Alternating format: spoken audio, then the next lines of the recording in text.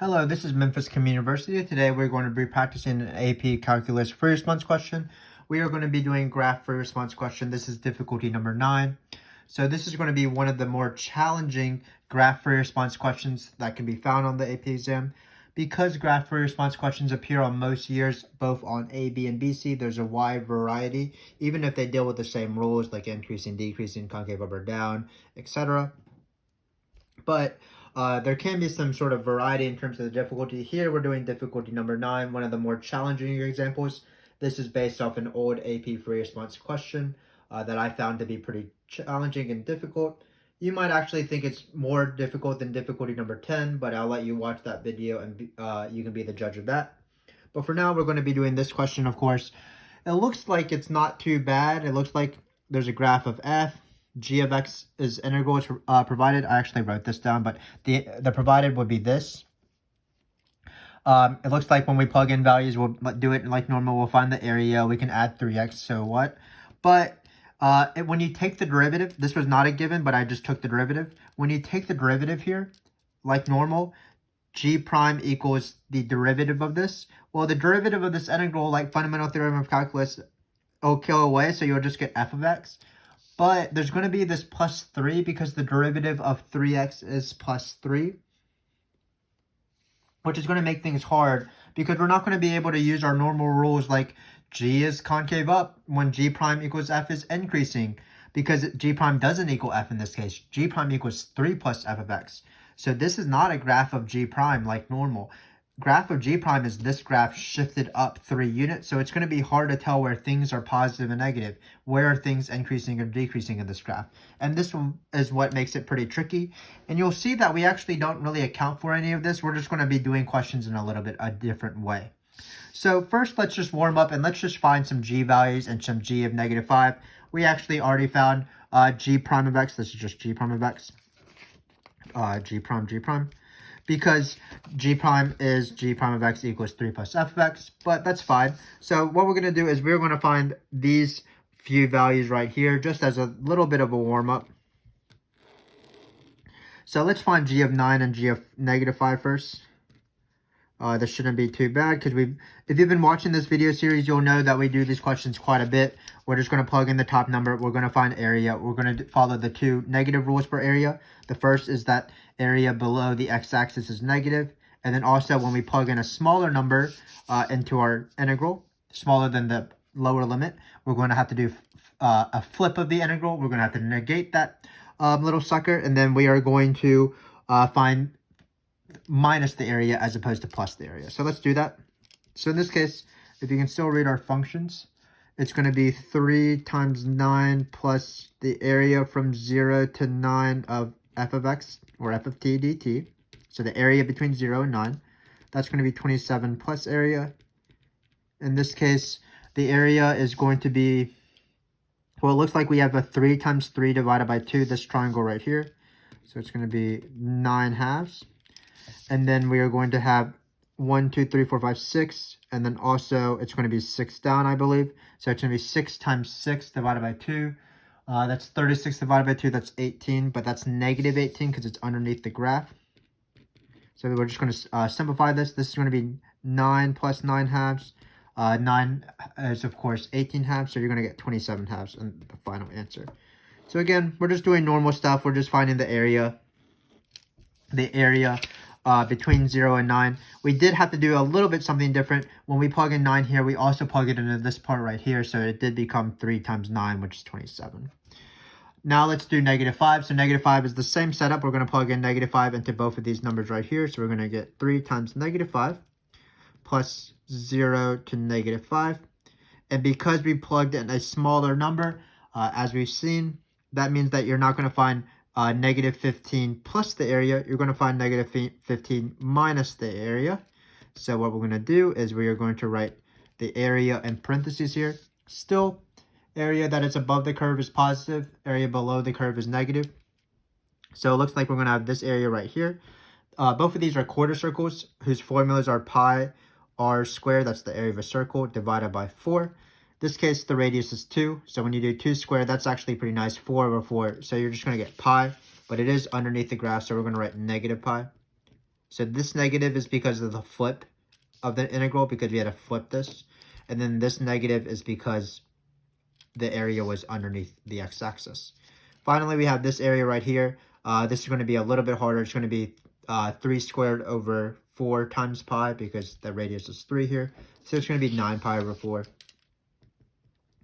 And then we can simplify this. This is the same thing as negative 4 pi over 4 plus 9 is 5 pi over 4. So it looks like we're going to be ending up with, let's just be careful with our negatives. Negative 15, 9 pi over 4, minus 4 pi over 4 is 5 pi over 4, but there is this negative again because we had to negate this integral. So here it's negative 5 pi over 4. That's what g of negative 5 is. Great. So that's how you do these. It's just our normal area questions where you find the area and you follow the negative area rules. I did spoil the fun a little bit. I am sorry, but we are asked to find g prime of x, but we did that before the question even started. Again, when you're given this, you can automatically find g prime of x. It's going to be the derivative of this, and then the derivative of an integral by fundamental theorem of calculus. The derivative and the integral, they sort of go away. They're inverse properties, so you're left with just f of x. So in this case, g prime of x is indeed 3 plus f of x. So usually at this step, we would write g prime of x equals f of x, so it's the y value of this graph. But in this case, it's going to be g prime of x is equal to 3 plus f of x. So it's going to be 3 plus the y value. So in this case, if we want to find g prime of 0, for example, 0's y value is 3, so it's going to be 3 plus f of 0, which is 3, so it's going to be 3 plus 3, which is 6. Same thing with g prime of negative 5. Negative 5, the y value is negative 2, so it's going to be 3 plus negative 2, that's 1. Again, it's a little bit nuanced in this case. Why this question is a little bit more tricky than normal, it's because when you take the derivative of 3x, you get 3. So g prime doesn't equal f, it equals 3 plus f. So we have to account for that. But what's the same as normal is that when you take another derivative, g double prime of x, this 3 will go away. So you're just going to be left with f prime of x. So g double prime of x, which equals f prime of x, this is going to be like normal. It's going to be the slope of this graph. So when we find g double prime of, let's take 0 first, because that one's the weird one. Notice that you can't have two slopes here. It's part of a circle and then part of the slope. So there's no slope at this point, so it's not differentiable. I say that it's because there's a sharp point. Some teachers refer to it as a corner. But g double prime doesn't exist because you can't have two slopes, so you have to have no slopes. Then we are going to find g double prime of 5. That's going to be the slope of this entire right here. But the slope at this point is the same as the slope of the entire line segment. If you can eyeball slopes, that's great. Notice you're going down 3 and running 3, so that slope will be negative 1. You could also do y2 minus y1 with any of the points on this slope. For example, 9, negative 3, and 0, 3. So this one's going to be negative 1 because it's the slope. So even if we have a little bit harder of a question, because we have this 3x getting added to the integral, all these values are relatively found in the same way. G values are found with area, but we added up this thing.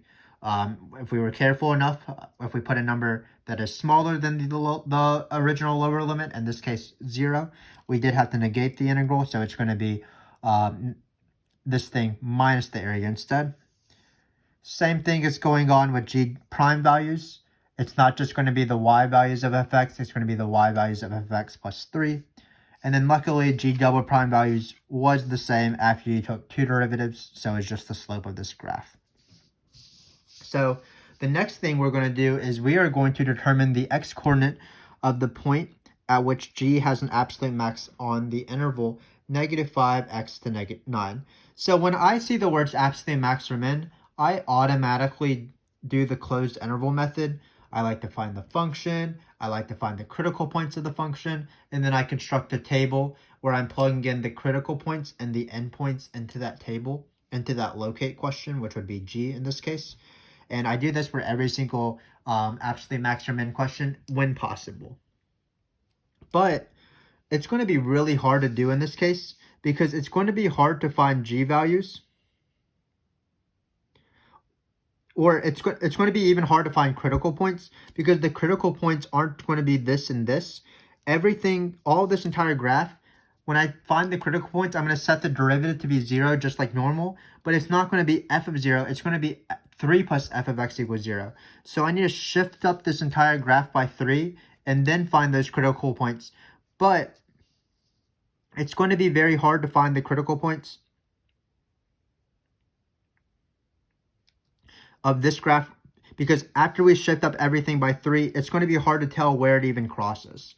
So what I'm going to do is I'm going to do a little bit of a trick question. This is really the alternative way to do absolute max or min when it's so hard to do the table that you don't want to do the table. Some teachers call it the first derivative test to find absolute extrema, so we'll talk about that. But the first thing I need to do is I need to find where g prime of x is equal to 0, just like normal. So I have this g function. I need to find what the potential candidates of g is, where it could have an absolute max. Basically, where the relative max. And again, what I need to do is I need to find where it's 0. So g prime of x is equal to 0 when 3 plus f of x is equal to 0. So how am I going to find where 3 of f of x is equal to 0?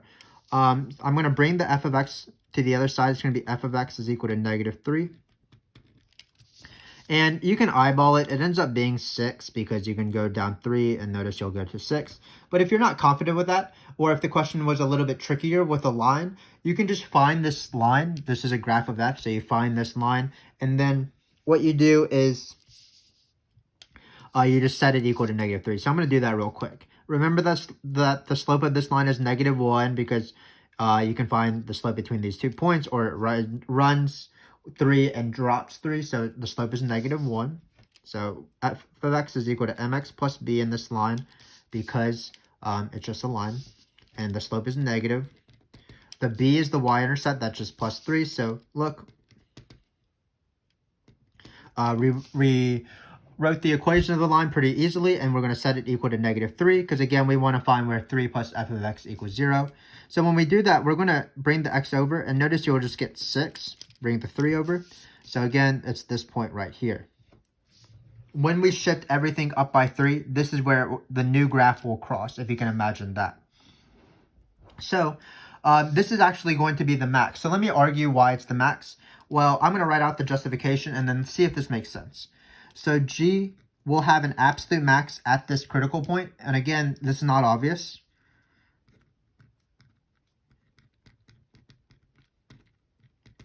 Absolute max at x is equal to 6 because g prime is negative, or actually positive, sorry, is positive for x between negative 5 and 6.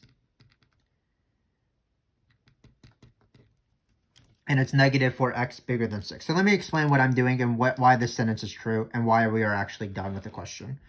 This is where this question is, in my opinion, difficulty number 9, this question right here.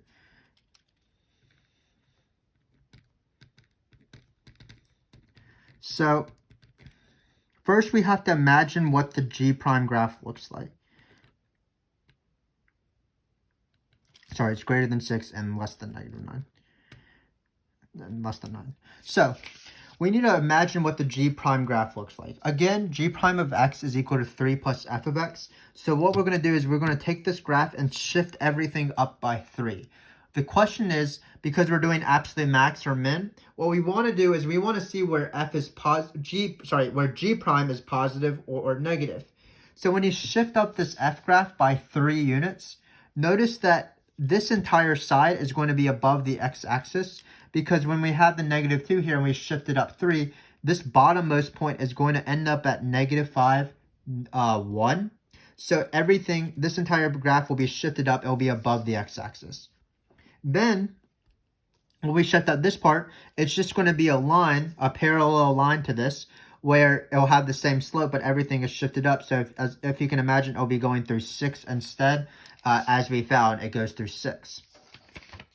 So this justifies that this is actually an absolute max at this number x is equal to 6, because our g prime is going to be positive from here to here after we shift it up, and then it'll be negative past 6, and that's the alternative way to find absolute max or min, not the closed interval method, or it's some teachers call it the absolute, the first derivative test to find absolute extrema, meaning maximum or minimum. And it makes sense. Basically what it's saying is G prime is positive before you hit the number 6, which means that G is increasing all the way up till the number 6, and then G prime is negative after the number 6. It's not G prime equals F, it's G prime, it's just G prime. So G prime is negative after X is equal to 6, which means it's decreasing. So while I don't draw the graph of G, I know what the general shape is. It's going to be increasing. G is increasing because G prime is positive until you hit the number 6, and then it'll be decreasing afterwards. It won't be that perfect of a concavity, but we know that it will generally look at like that. Go up and then go down at 6. And this is the alternative way to do absolute max or min. What I would stress is that you usually use this way in particle motion questions when you're trying to find when the particle is farthest right and you're not giving an interval. You're finding when the particle is farthest right for all times that are positive. So you can't construct the table because the table always requires the endpoints and then critical points as well. My first instinct is to do the closed interval method because I do have endpoints in this case, so theoretically I could do it. But unfortunately, the table would be so hard to do because it'd be hard to find what the zeros are actually. So that's why I'm not going to do the table. I'm just going to leave it like this. You could actually do the table because there's actually only one value. It's G of 6. We already found G of 9 and G of negative 5. So you could theoretically find that value and show that is the max. But I want to highlight that this alternative way is possible every once in a while. This is why this question is trickier. But this is the justification. It's basically the same justification as a relative max, except that we're being a little bit more specific. We're not only saying that G prime goes from positive to negative at that point. What we're saying is G prime is always positive for every number before the point, and then G prime is negative for every point after the point, if that makes sense. So again, this is the what I call the alternative way to do absolute max or min, and it does appear every once in a while. Why was this question so hard? It's because these critical points, it wasn't where f equals 0, it was where 3 plus f of x is equal to 0, which made it a little bit trickier. We have a few more questions though. Again, I don't want to do relative max or min. That would actually be too hard. So what I'm going to do is I'm going to find the inflection points of G. So what are the inflection points of G? Well, it's where G prime equals f plus 3 in this case. So we can write that. So G prime has an inflection point when G prime, and usually I'd write G prime equals f, goes from increasing to decreasing. But in this case, it's going to be 3 plus f, which is why this question is kind of weird. Goes from increasing to decreasing, or decreasing to increasing. I don't know what word I'm writing there, so let's change it to the word increasing to decreasing. So where does this occur? The question is, do we have to account for this weird shifting up by 3? And what I would argue is that you don't actually account for this, because notice if you shift everything up by 3, if the part of the function was increasing, if you shift it up by 3, it's going to remain increasing. Same thing with the decreasing part. This entire line is decreasing. When you shift it up, notice that your new line will still be decreasing. So G prime will go from increasing to decreasing, the same place where f will go from increasing to decreasing, because all we're doing is we're shifting it up by 2 or 3 units. So the answer is x is equal to 0, because G prime equals f plus 3 is this graph shifted up 3, but it will still go from increasing to decreasing at this point. So even if this question was a little bit weird, we still used our normal rule basically. So the answer is at x is equal to 0. So that's a normal inflection point question where even if we have this weird vertical shift of the graph, it still wasn't too bad because when you vertically shift, it doesn't affect increasing or decreasing. It definitely affects positive or negative, and we saw that when we did the absolute max or min question, when G prime equals f of x plus 3 equals 0, so it was harder to find the zeros. We couldn't just eyeball the graph. But shifting it up or down doesn't change the sign of the slope, basically. So now we're going to do this last question. It is a bit of a doozy, just because it's pretty theoretical, not because it requires a lot of work. But it says, find the average rate, hopefully you can see it, find the average rate of change of f. Let's actually do that first. So average rate of change, remember that there's two formulas for average rate of change. I'm going to write them down, of f. So remember that average value of f is 1 over b minus a, the integral of f. So this would be average value. Not average rate. This is average value. 1 over b minus a, the integral of that thing. But average rate of f is the same thing as the average value of f prime. So if you put an f prime here, this does become the average rate of change of f. Of course, we can do fundamental theorem of calculus. So you also have this one right here, this formula. Both of them are, of course, true. This formula is just algebra slope. So basically, average rate, the word of change doesn't really matter. It's just the rate, basically. But average rate of f is the algebra slope of f over an interval, a to b. In this case, -5 to 9. Whereas instantaneous rate of f would be the calculus slope, not the algebra slope at that point. So in this case, it's the algebra slope because it's average rate. So the question is, should we use this formula or this formula? Because they're both logically sound and they're both correct. What you would do is you would use this formula if you have an f prime, some information about f prime, and then you would use this formula if you have information about f. So notice in this case, we do have information about f. It's a graph of f. So I'm not going to use this integral of f prime business. I'm just going to go straight to this formula. So what we want to do is to find the average rate of change, which is usually algebra slope on the AP exam. It's usually this one and not this one. We're going to be doing slope on these two x coordinates. So the average rate of change of f for this guy will be f of 9 minus f of -5. Be careful with negatives, of course. It's 9 minus -5. So f of 9 is given. It's -3. This f of -5 is -2. So let's write that -3 minus -2.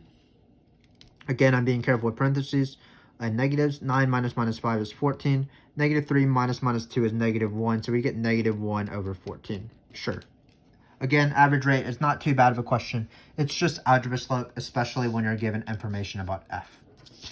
But the question asks me a little bit of a theoretical sort of concept here. It says there's no point, this equal sign shouldn't be here, it should just be less than. There's no point c in between this interval for which f prime of c is equal to the average rate of change, or again, the algebra slope of f. Why doesn't this contradict the mean value theorem? So that's what the question is. So the mean value theorem says that if a function is differentiable, somewhere in the interval, the average rate of change, which is the algebra slope over the x's, will equal the calculus slope somewhere. You don't need to know where it is, but it will equal it somewhere. So in this case, it says, well, mean value theorem doesn't apply. But mean value theorem is always true for functions that it applies to. It is part of calculus. It is part of truth. So why is that not work in this case? It must be that we cannot apply the mean value theorem. So this does not contradict the mean value theorem because the mean value theorem doesn't apply to this function. And what are the conditions for the mean value theorem to apply? Well, the function has to be differentiable because you need to be able to take derivatives because the mean value theorem says somewhere the derivative equals the algebra slope. So if you're not differentiable, if you don't have a derivative, remember differentiable just means I don't have a derivative at a point, then you can't apply the mean value theorem. And that's the answer to this question. So mean value theorem does not apply to f because f is not differentiable, meaning it doesn't have slope at some points. We already mentioned one of them is 0, but one of them is also this -3 point because you're changing functions, so your slope is going to be different at these points. You're going to have two slopes basically, and you can't have two slopes. So not differentiable at x is equal to -3 and 0. So that's why this doesn't break the mean value theorem, because the mean value theorem doesn't even apply to this question. Because in order for the mean value theorem to be true, the function has to be differentiable and thus continuous. But this is a small question. This is, of course, a theoretical question that a lot of students would have trouble with because of the theory. But the easy part of this question is finding average rate of change because that's just algebra slope. So let's remind what else we did in this free response question. Again, what was different from the very beginning was this plus 3x. So when we took the derivative, it was plus 3. So we mentioned that. We found g values like normal by doing areas and being careful with negatives and things like that. We found g prime values by finding the y value plus 3 as opposed to just finding the y values of the graph. And then find g double prime values, that was f prime values, which were just slope. So in this case, slope didn't exist at this point, and that's one of the reasons why we cannot apply the mean value theorem. Then we had a difficult absolute max or min question. And why was it difficult? Well, I always want to do the same things for every question that resembles questions I've done in the past. So for regular absolute max or min question, I like to do a 3-step process where the last thing is the table. But in this case, the table is pretty hard to construct. So I wanted to introduce the alternative way to do the absolute max or min. And basically it says, because g prime is positive for x, this number happened to be 6. So g is increasing, and then it'll be negative. G prime will be negative, so g will be decreasing. That will cause you to have a max at this point. And that's the alternative way. How we found 6 was we set the derivative, of course, to be 0. That gave us f of x is equal to negative 3. We wrote an equation for f of x, and then we set it equal to negative 3. Finally, we did an inflection point. Luckily for the inflection point, it was our normal rule of g prime equals now 3 plus f of x, going from increasing to decreasing or decreasing to increasing. And that occurred at 0. And luckily, when we did this 3 plus business of shifting everything up, that did not affect increasing and decreasing. And then finally, we had that average rate question, and also why average rate being algebra slope, why this didn't contradict MVT, because MVT requires things to be differentiable, and we had 2 points where the function wasn't differentiable. So hopefully you can see that while this question was a little bit tricky and hard, even if you were presented with this question, you could have definitely gotten points. You could have gotten all these points right here, because even the twist of this 3x still allows us to solve these questions like normal. Instead of finding area, we find area plus 3x, for example. In this question, you might not be able to finish off with the justification, but you could have easily found this x is equal to 6 by setting the derivative to be equal to 0. Inflection points weren't affected, and then even if you weren't able to find this theoretical change question, you could have at least found the average rate of change, which is just algebra slope. So this is a good idea, and this is a good showing of when you do a very hard free response question, like a difficulty 8, 9, 10 or level, where it's not like your normal questions, just keep with doing your normal rules and maybe tweak them around where as necessary. You want to still be answering questions in the general way of how you do it, and you'll be getting points. Remember that you don't need to get 100% to get a 5 on the AP exam. You basically just need 2/3, and these are the questions that are beyond the 2/3 threshold in terms of difficulty. You want to get the points you know how to do, finding these g prime values, g values, doing inflection points, things like that. And then you don't want to leave anything blank, of course. As you sort of work through the question, you'll be able to earn points for your work if you just stick to normal stuff, like setting g prime to be 0, trying to solve for that, finding the average rate, looking at what's weird about this graph, and writing a sentence. So if you practice a lot of these questions, even these more difficult ones, you'll see that while you might not be able to get everything perfectly right, because it's very difficult to get everything perfectly right, I want to get everything perfectly right, and I'm paid to teach this. You can still get a majority of it right if you know the rules really well, if you know how to find areas, if you know when to negate areas, if you know when g has a relative max or min and increasing and concave up and things like that. So hopefully this again was useful, and also it helped you build confidence even in these harder questions. That's really what we're trying to do here. We have one last video for this video series, difficulty number 10. Again, you might have thought that this one was a little bit harder, but I'll let you be the judge of that, as I said before.